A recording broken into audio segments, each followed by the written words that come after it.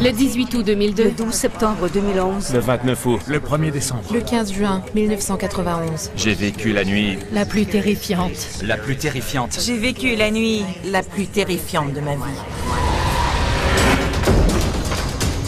On aurait dit que quelqu'un venait d'enfoncer la porte. S'il y avait un intrus chez moi, je devais me défendre. Quand soudain, le miroir au mur s'est décroché. Peu importe ce que c'était, ça allait me tuer. Je voulais mettre Kara en sécurité.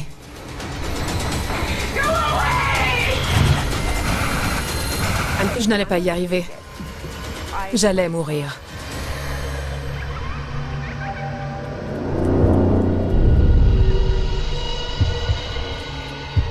Je m'appelle Robin. Et le 7 mai 2011, j'ai vécu la nuit la plus terrifiante de ma vie.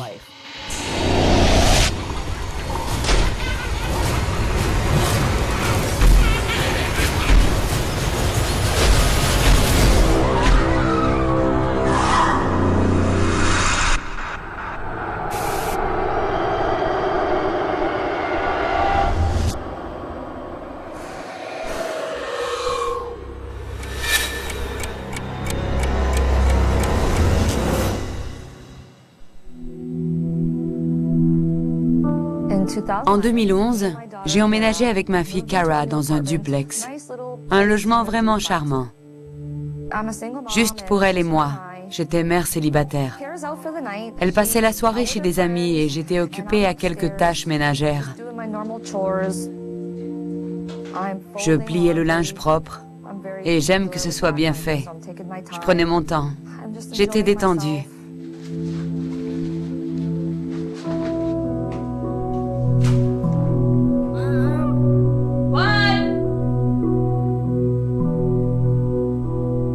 J'ai entendu appeler « maman » et ça m'a déroutée.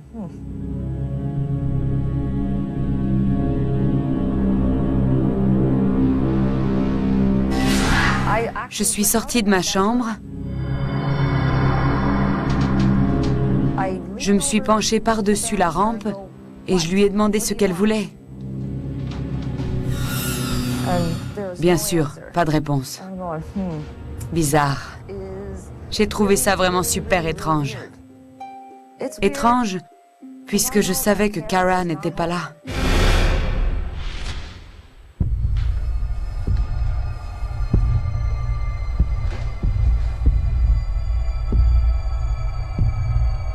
Il n'y avait personne en bas. Il régnait un silence pesant, très bizarre.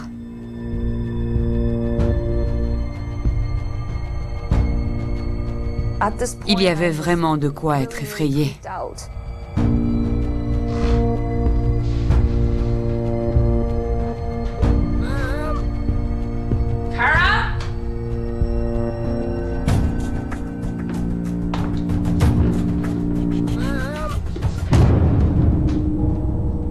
Je trouvais ça bizarre.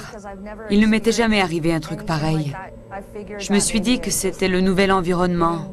Le fait que je ne connaissais pas bien la maison. Après, je n'y ai plus prêté attention.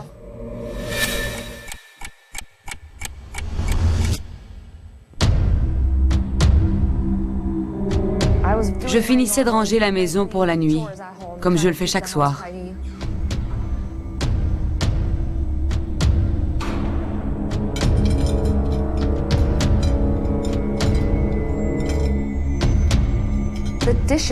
La vaisselle s'est mise à trembler. Les assiettes bougeaient toutes seules, s'entrechoquaient.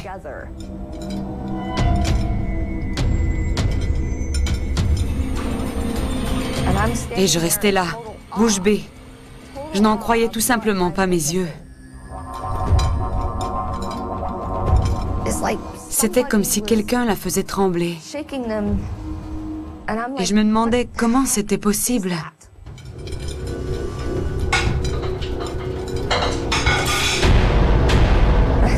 J'ai pensé que la secousse venait du sol, comme un petit tremblement de terre.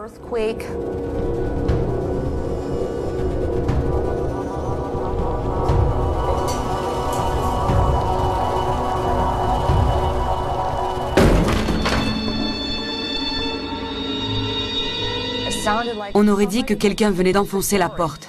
C'est vous dire à quel point le bruit était fort. J'étais morte de peur.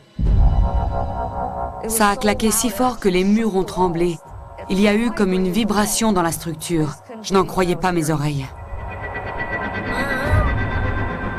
J'ai cédé à la panique. Mon cœur battait à 100 à l'heure. Dire que j'étais effrayée, ce n'est pas assez fort pour décrire mon état émotionnel. J'étais... Non, j'étais plus qu'effrayée. S'il y avait un intrus chez moi, je devais me défendre, car j'étais toute seule.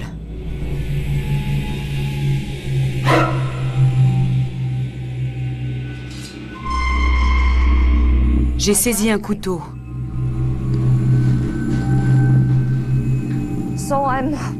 J'ai fait le tour de la maison avec cet énorme couteau de cuisine à la main.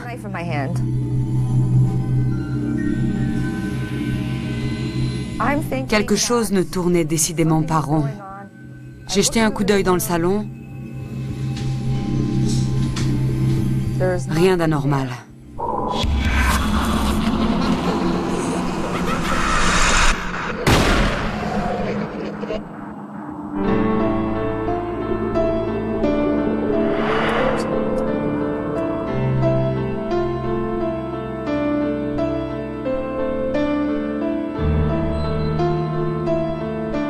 J'ai monté l'escalier, tout doucement.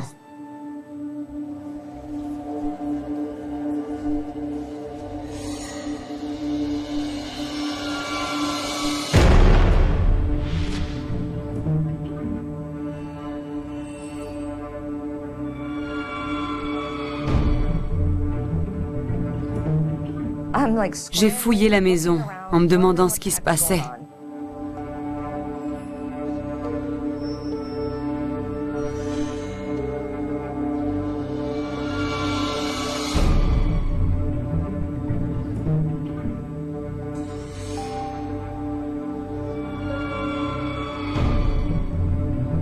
Je suis entrée dans la chambre de Kara et j'ai regardé partout.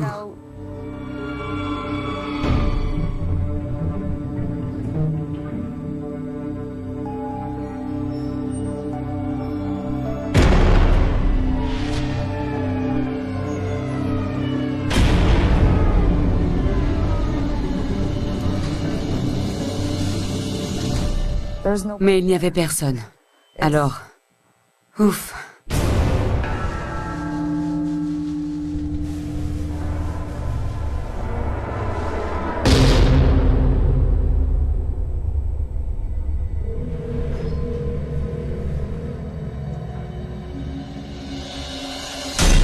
C'était bizarre.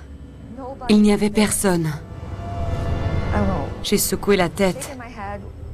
Je ne comprenais pas ce qui se passait.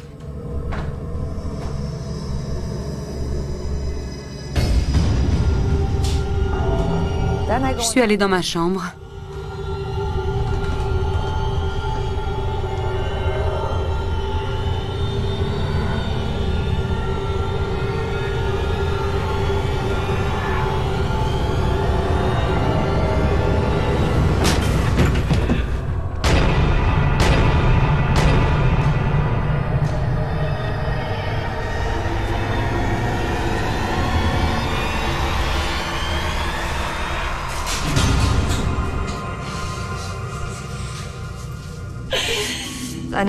Dieu merci, c'était juste Kara, qui revenait de la soirée passée chez ses amis.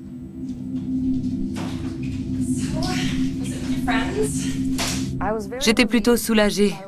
J'ai alors pensé que c'est la porte qui avait claqué et qu'il n'y avait pas d'intrus dans la maison.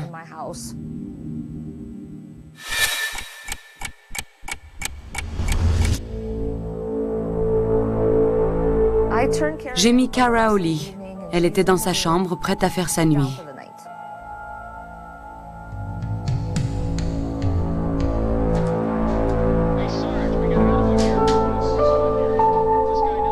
J'ai allumé mon ordinateur dans le salon pour y passer un moment. J'ai commencé à faire des recherches sur Internet au sujet de cette maison. Je voulais savoir s'il s'y était déroulé des événements étranges, mais je n'ai rien trouvé. J'ai commencé à avoir chaud, alors j'ai enlevé mon gilet. Et j'ai remarqué que j'avais des bleus sur le bras. Je n'en revenais pas. On aurait dit des empreintes de doigts, comme si quelqu'un m'avait attrapé par le bras.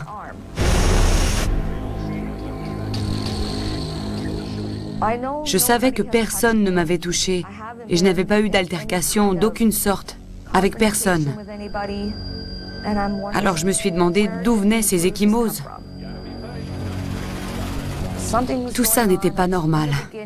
Au début, j'avais cru que je perdais la tête, mais là j'avais des bleus sur le corps. J'essayais de comprendre ce qui se passait dans cette maison et ce qui m'arrivait à moi. C'était comme si quelque chose essayait d'attirer mon attention.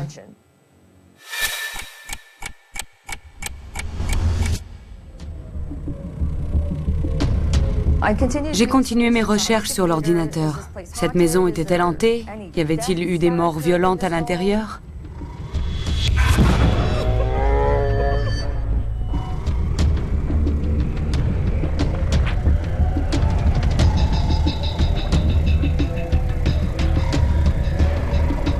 Soudain, j'ai senti une odeur de soufre, une odeur putride, de la chair en décomposition.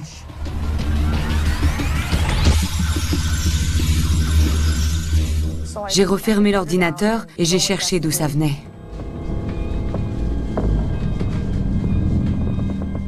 Je suis allée à la cuisine, mais non, aucun détritus ne traînait.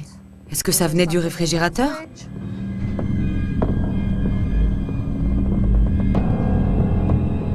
Non, rien. À moins que ce soit une souris morte sous le frigo. Mais non.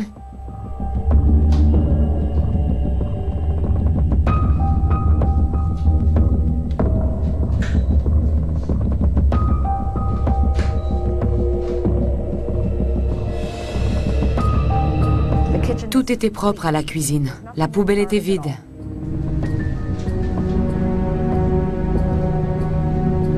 Je suis montée à l'étage.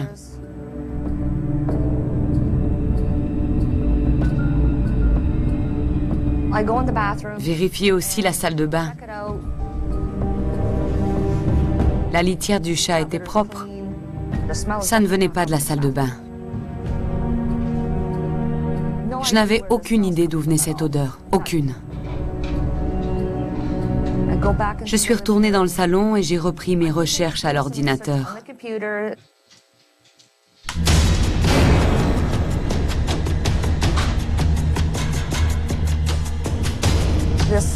Une étagère était sur le point de basculer.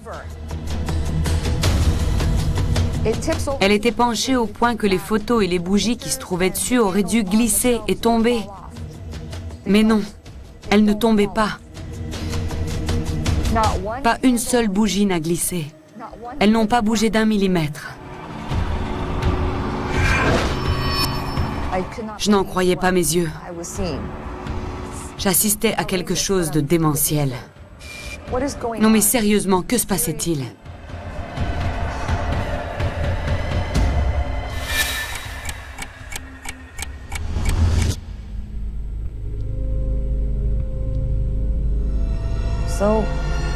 La soirée avançait et je tapotais toujours à l'ordinateur.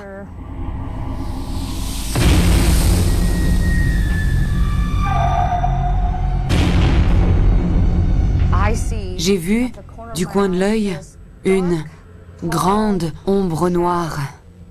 Je me suis figée. J'ai cru que j'avais des visions.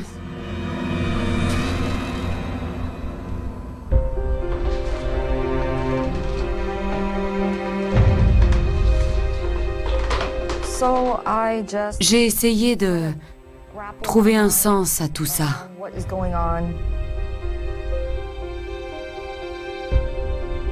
Je suis allée me chercher un verre de vin à la cuisine.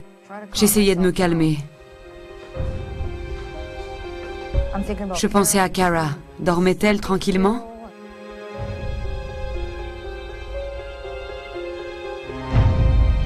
Je me suis endormie sur le sofa.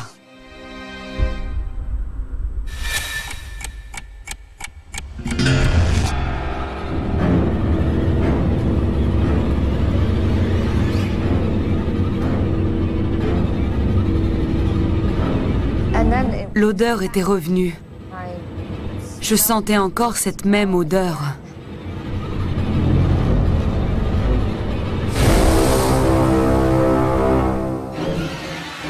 J'ai vu une forme noire qui ressemblait plus ou moins à une silhouette. Je voyais des épaules, la tête, et cette créature émettait comme un sifflement.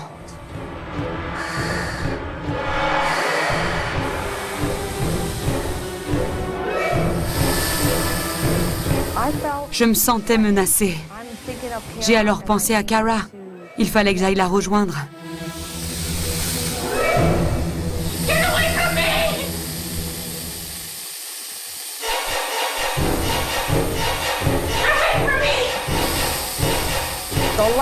Les lumières clignotaient. Je voulais mettre Kara en sécurité.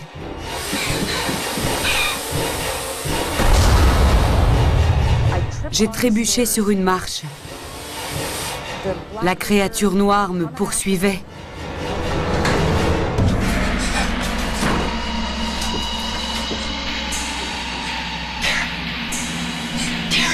Je suis entrée dans sa chambre, en essayant de ne pas avoir l'air paniqué.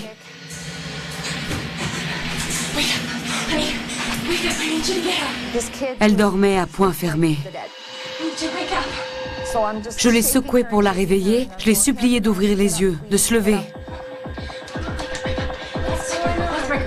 Elle se demandait ce qui se passait. J'essayais de ne pas l'affoler.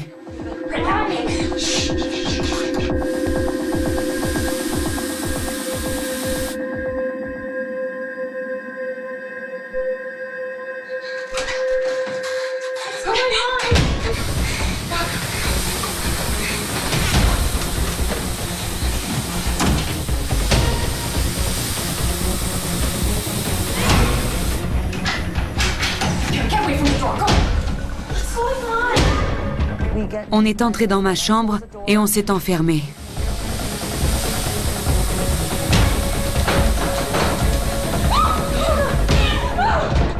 Je sentais la pression exercée de l'autre côté de la porte par la créature et je résistais de toutes mes forces pour la garder fermée.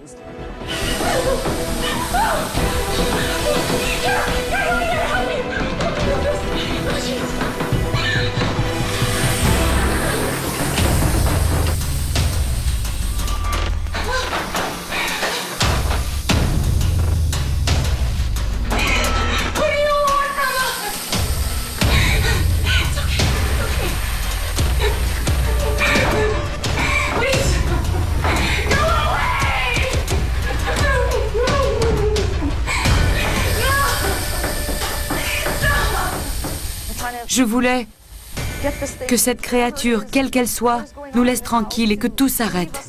J'ai hurlé à plein poumon, « Laissez-nous tranquilles !» Je lui hurlais de me laisser tranquille.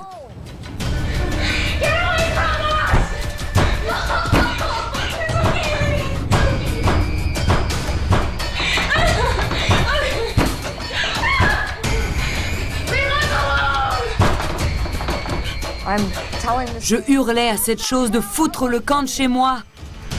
Ça me met en colère quand j'y repense, d'avoir été torturée de la sorte.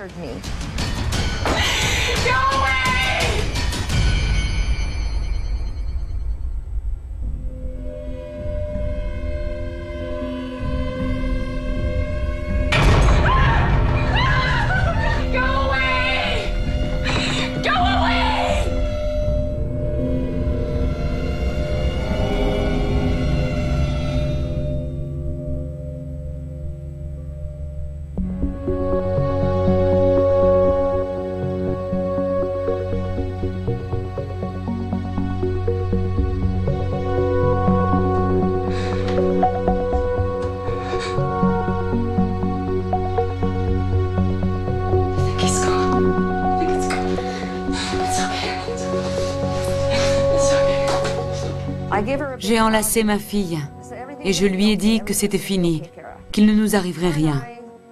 On est restés toutes les deux dans ma chambre jusqu'au matin. Et la nuit s'est achevée dans le calme. Dieu merci.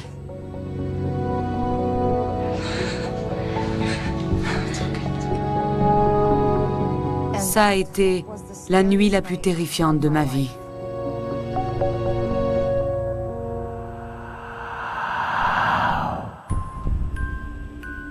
Après tout ça, j'avais besoin d'aide. J'ai donc contacté un médium.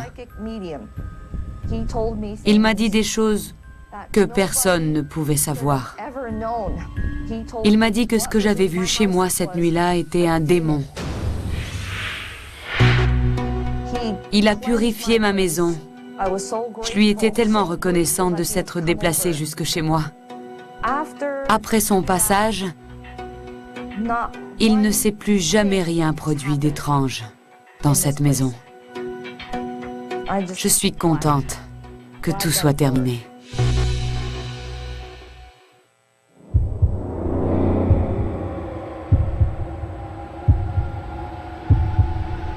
Je m'appelle Amy. Et le 15 juin 1991, j'ai vécu la nuit la plus terrifiante de ma vie.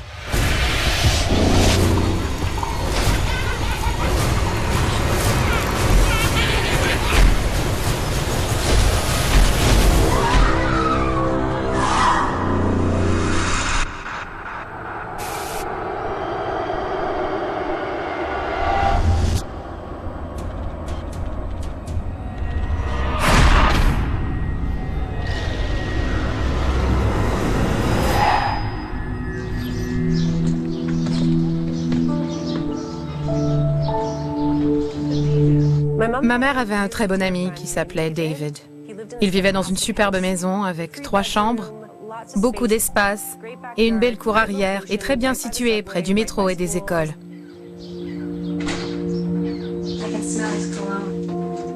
L'intérieur était un peu excentrique. Il avait l'âme d'un artiste. Et il collectionnait des objets ramenés de ses voyages.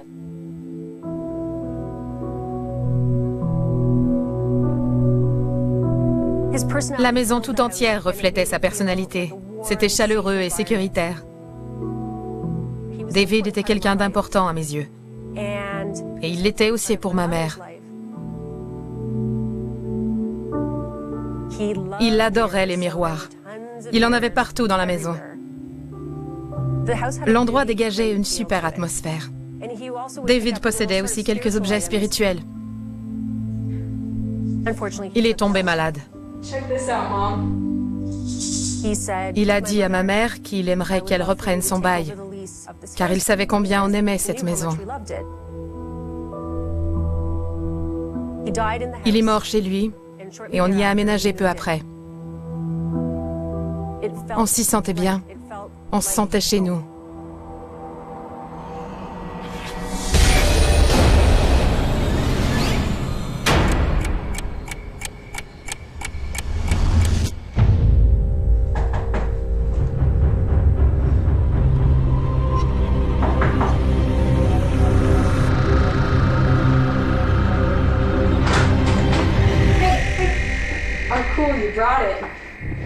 Mon amie avait acheté une planchette Ouija. Elle l'avait apportée ce soir-là. On s'était dit que ce serait une bonne idée de s'amuser avec.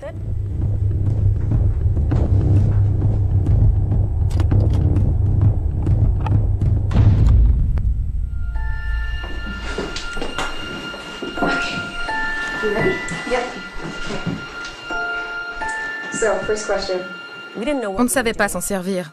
Alors on est resté dans les trucs clichés. On demandait s'il y avait quelqu'un dans la pièce, s'il y avait une présence.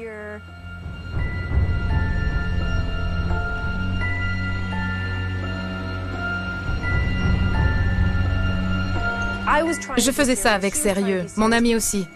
Mais on finit toujours par plaisanter un peu avec ce genre de choses.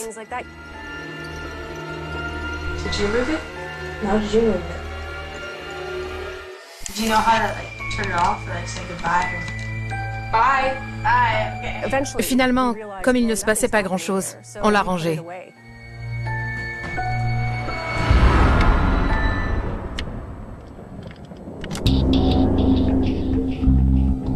Elle ne voulait pas la rapporter. J'ignore pourquoi. Peut-être qu'elle ne voulait pas que ses parents sachent que cet objet était dans la maison.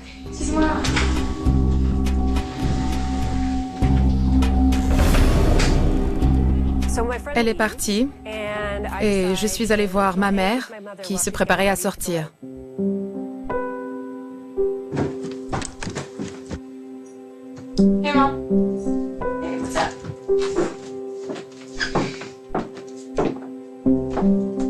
C'était le premier anniversaire du décès de David. On a feuilleté les albums photos en évoquant son souvenir, celui d'un homme merveilleux. Quand soudain, le miroir au mur s'est décroché. Avec ma mère, on s'est regardé stupéfaites. On s'est dirigé vers le mur pour l'inspecter. On voulait comprendre comment le miroir avait pu se décrocher. Mais les crochets étaient solidement fixés au mur.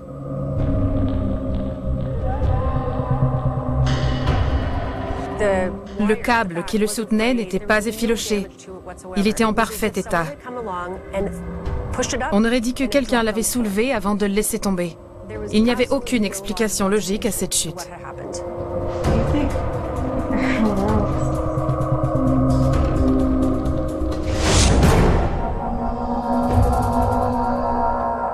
Ma mère a déclaré que ça devait être David. Elle semblait sérieuse et presque pleine d'espoir. Bizarrement, c'était presque réconfortant, parce qu'on venait de parler de lui, d'évoquer son souvenir. On aimait l'idée qu'il était peut-être venu nous dire bonjour.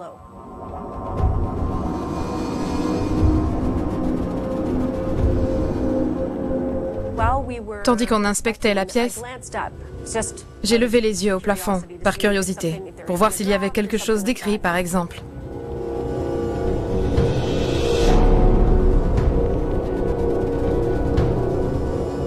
Au plafond, il y avait des empreintes de pieds que je n'avais jamais remarquées. J'ai commencé à me sentir mal à l'aise, parce que j'étais venue des centaines de fois dans cette chambre. Je m'étais allongée sur le lit de ma mère des centaines de fois, et je n'avais jamais remarqué ces empreintes. C'était comme si quelqu'un avait enlevé ses chaussures et avait marché au plafond.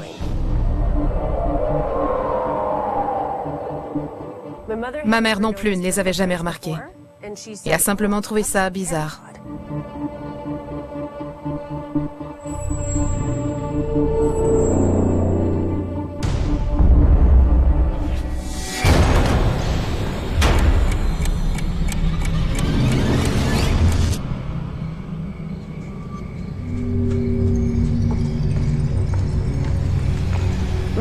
Ma mère est sortie comme prévu pour sa soirée, me laissant seule à la maison. Je suis descendue au sous-sol, écouter un peu de musique, passer une soirée tranquille.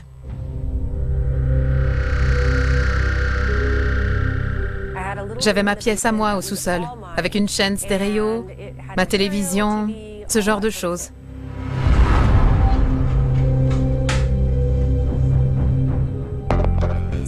Je m'y suis installée, j'ai mis de la musique, mais je ne me sentais pas tranquille. Je me sentais surveillée. Dans ces cas-là, on se demande si notre esprit ne nous joue pas des tours, si on ne devient pas folle. Pourquoi je me sentais scrutée en permanence? Pourquoi j'avais cette impression?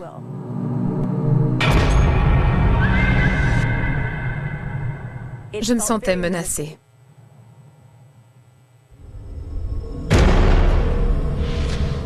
Soudain, j'ai aperçu une ombre au bout du couloir. Je me suis levée pour aller voir ce que c'était, parce que j'étais seule à la maison. C'était quoi cette ombre? Au fur et à mesure que j'approchais de l'endroit où j'avais vu l'ombre, il faisait de plus en plus froid.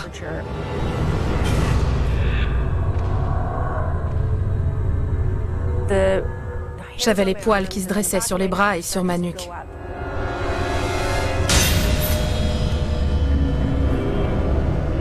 Je me sentais vraiment inquiète et je n'avais qu'une envie, c'était de m'enfuir.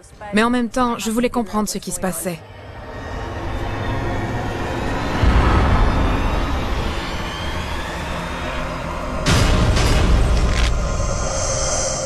Quand je suis arrivée à l'endroit où j'avais vu l'ombre, elle a disparu. Elle s'est comme évaporée.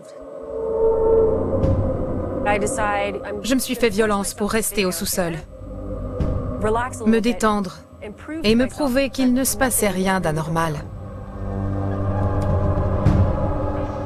Je me suis détendue en écoutant de la musique et en essayant de chasser l'effroi qui m'avait submergée.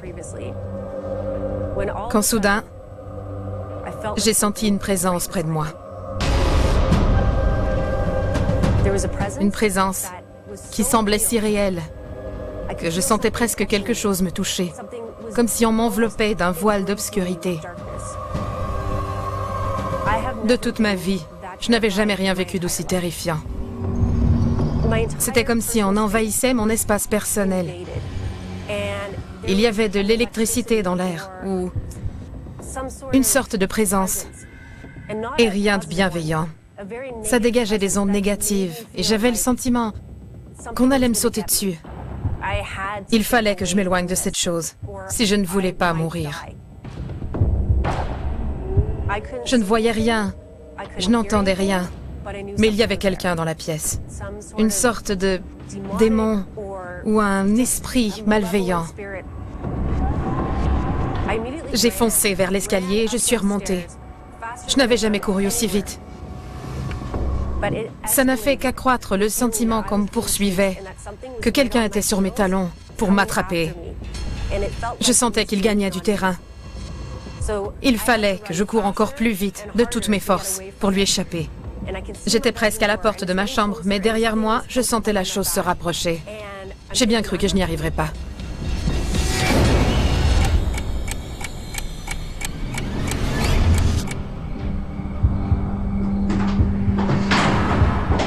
Finalement, je me suis précipitée dans ma chambre, j'ai claqué la porte de toutes mes forces, sauté dans mon lit et rabattu le drap sur ma tête. Je n'ai pas honte de le dire.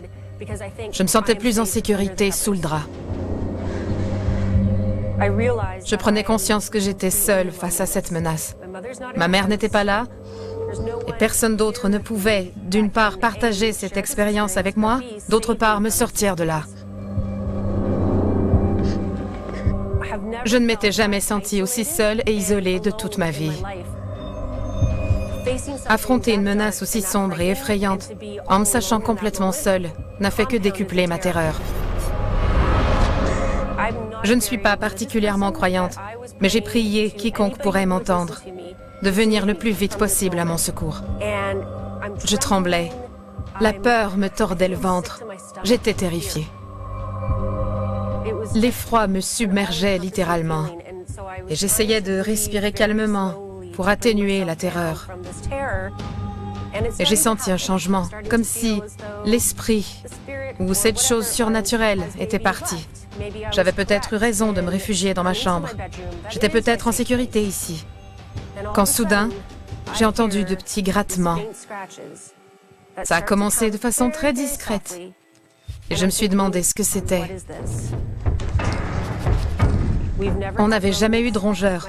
Mon chat était mort, on n'avait pas d'animal domestique, et j'étais seule dans la chambre.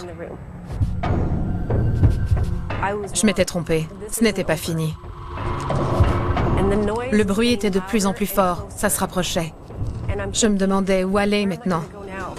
Je me sentais piégée. Qu'y avait-il de l'autre côté de la porte? J'étais complètement paralysée, en proie à une terreur suprême.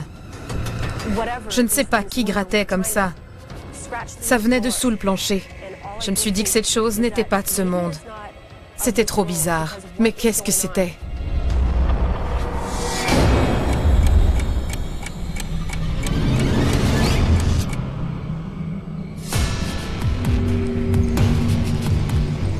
Ça grattait de plus en plus fort. Et je me suis demandé jusqu'où ça pourrait aller. À un moment donné, je me suis bouché les oreilles avec le drap. Je ne savais pas quoi faire d'autre. Je me sentais tellement seule. J'ai prié pour que quelqu'un, n'importe qui, vienne à mon secours.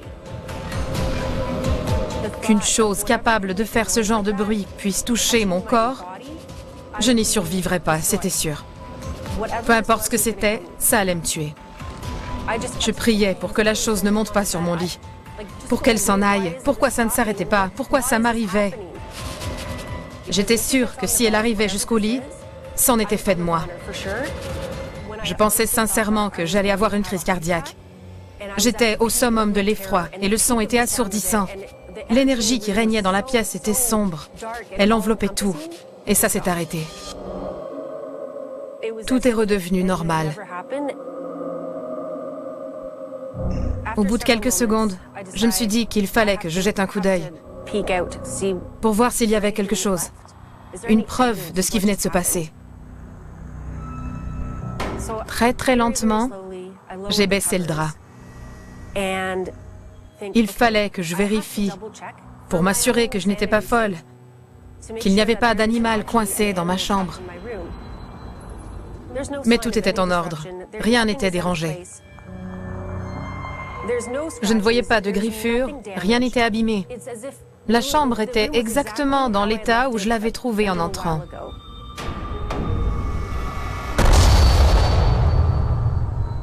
J'ai regardé sous le lit et j'ai vu la planchette Ouija. Et là, je me suis dit, quoi? A-t-on laissé entrer quelque chose? On pensait que cette table de spiritisme n'avait eu aucun effet, mais si quelque chose l'avait traversée. Qui avait-on ramené de l'au-delà?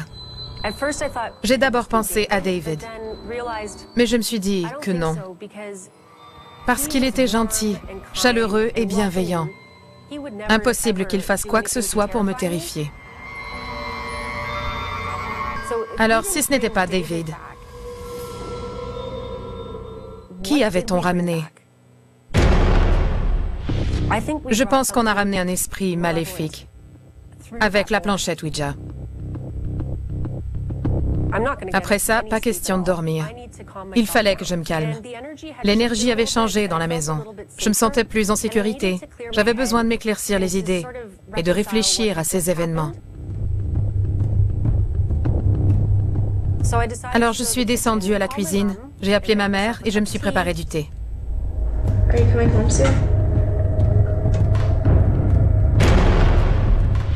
Soudain, j'ai à nouveau senti une présence.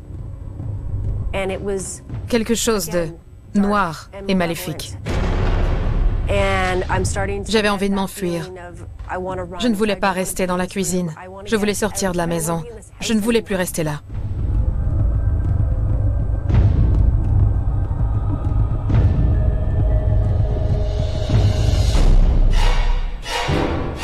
Du coin de l'œil, j'ai vu une des armoires s'ouvrir.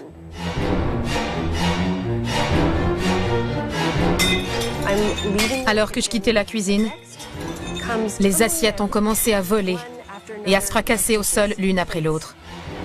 Des assiettes que ma mère avait bien empilées. Elle est méticuleuse quand elle range. Les assiettes giclaient du meuble une à une. Pas comme si l'étagère avait cédé et que toute la pile d'assiettes basculait en même temps. Non, c'était l'une après l'autre, régulièrement.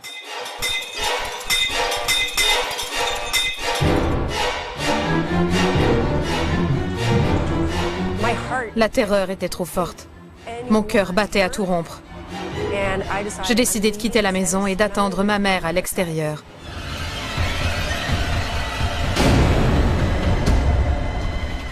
Ça a été la nuit la plus terrifiante de ma vie.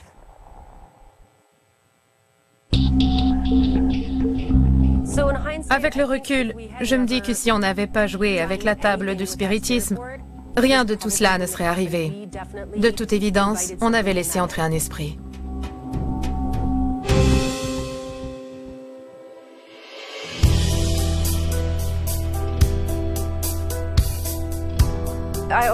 Je n'étais pas très au courant des techniques de purification des maisons.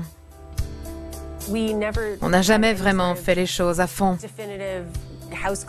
Pas de rituel. Rien pour en finir avec tout ça. Il y a encore eu quelques incidents étranges par la suite. J'ai vécu dans cette maison pendant 11 ans de plus.